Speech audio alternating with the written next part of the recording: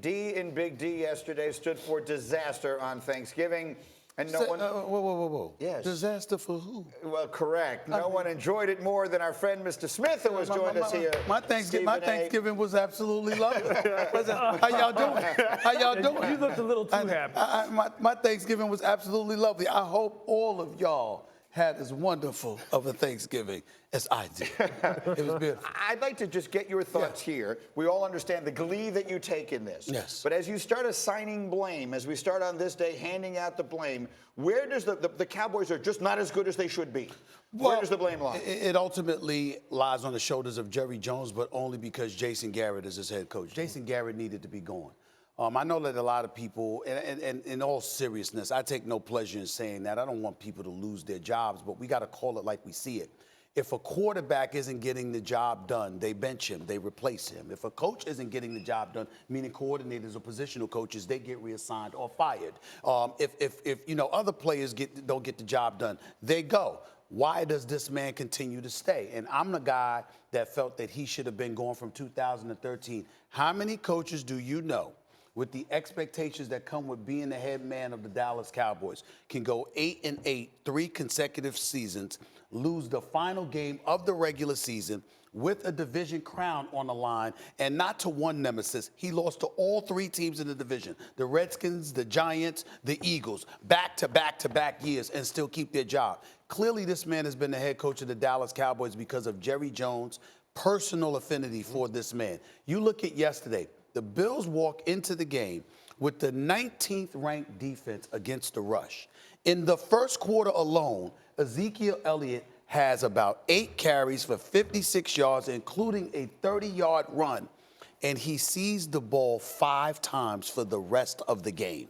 This is the person that Jerry Jones paid $90 million to, $50 million in guaranteed dollars, and your head coach on Thanksgiving Day in front of a nationally televised audience going against that Bills team whose defense is stout, but against the pass and in yards accumulated, not against the run, and the running game that you paid for. Remember, he hasn't paid Amari Cooper yet, hasn't paid Dak Prescott yet, but he did pay Ezekiel Elliott.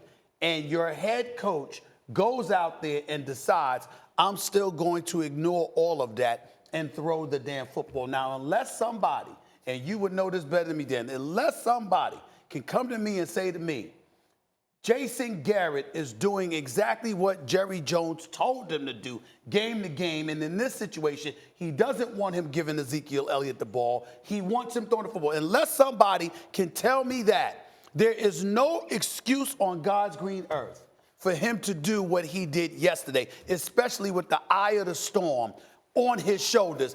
To me, he proved he doesn't deserve to be the head coach of the Dallas Cowboys. It makes no sense whatsoever. This is what we talked about. They don't play true to who they are and how they've been built. If you've invested a certain way, offensive line, running back centric, the passing game is complementary to the running game, let it all set up that way, and you don't do it that way, then you're probably not maybe supposed to be the guy who's making those decisions. Yep. So, and if you do it once, okay, fine. Sometimes games get out of hand. Sometimes coaches lose their way.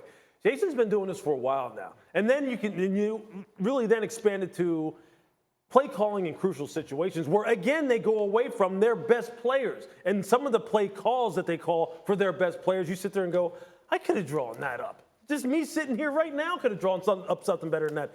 It's going to lead to him not renewing his contract. They're going to be under new leadership, but they're going to waste this year. This year is going to go down the drain. That was the 4th down play. Right. Last week they got criticized for kicking the field goal when they probably shouldn't have. This week, criticism for going for it when they probably shouldn't have. And the play call itself, Tony Romo was immediately questioning what they decided to do there. So, Stephen A., I know that your dream in this, however, is that they continue to give everyone hope. And it falls apart again later in the season. Yes, and that is my dream. That is my dream scenario, even though Jerry Jones is my buddy. Yes. It is my dream scenario.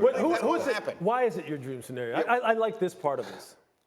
You see, it's just like what I brought up about Damian Woody and Marcus Spears, swag good. You know, the 300-pound club, okay? Here's what I'm trying to say. Thanksgiving time, who's going to be miserable? It doesn't matter what's happening. That's true. Ain't nothing that macaroni and cheese, some turkey and all of that stuff, some candy yams. It's nothing that will cure. But when Christmas time comes, you think about the kids, because Stevie A loves the kids. He sure does. Okay? And you think about the kids, and you're thinking about opening those presents, and you're thinking about how important it is for your mood to be right. You understand? Right around that time when the Dallas Cowboys stick up the joint, especially when it comes with expectations. It's like we didn't expect it, and it just nosedive. That's a beautiful feeling for Cowboys. Listen, I don't have anything. Just so you know, I have nothing against the Dallas Cowboys as an organization. The players, a lot of great players on that team. I love Jerry Jones, the whole stuff. I despise Cowboy fans, and I'm unapologetic about it. I despise them. You know what? I reached out. I'll share something with y'all. He don't mind because he put it on social media. Jamie Foxx and I FaceTimed each other last night. I've never seen that brother more depressed. That brother was depressed. And I love Jamie Foxx. I think that he's the greatest talent in Hollywood. Got a great new movie coming out with Michael B. Jordan. I'm looking forward to it. Jamie Foxx is fantastic.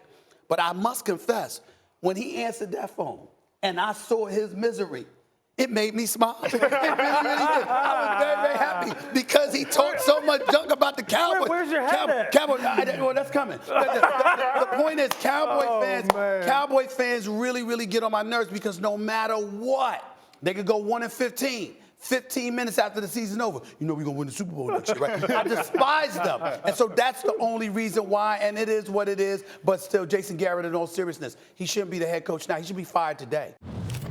We're so glad you're watching ESPN on YouTube. For more sports and analysis, download the ESPN app. And for live streaming sports and premium content, make sure you subscribe to ESPN Plus. We'll see you there.